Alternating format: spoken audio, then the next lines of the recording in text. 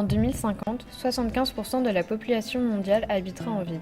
Les zones urbaines deviennent de plus en plus importantes et s'étalent en grignotant des surfaces agricoles. En France, on perd l'équivalent d'un département français tous les 10 ans. Dans 20 ans, nous serons 9,5 milliards de personnes à nourrir avec toujours moins de surfaces agricoles utilisables. L'agriculture urbaine consiste à produire des denrées sur les espaces peu utilisés tels que les murs, les balcons, les toits, les sous-sols situés dans les villes.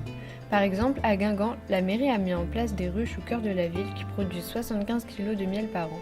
Allons voir de plus près cette apiculture urbaine. Depuis 8 ans. On a installé les premières ruches, démarré avec 3 ruches et maintenant on en est à 7.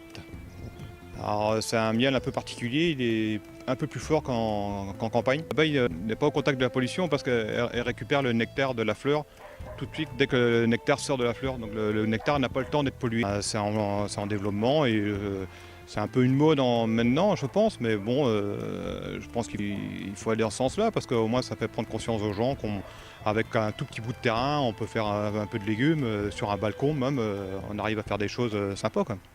L'agriculture en ville a les mêmes rendements qu'en milieu rural. L'agriculture urbaine permet de produire localement sur une surface réduite. L'agriculture urbaine contribuera à nourrir le monde en 2050. En plus, elle recrée des liens entre les citadins. L'agriculture en ville, c'est facile, à vous de jouer.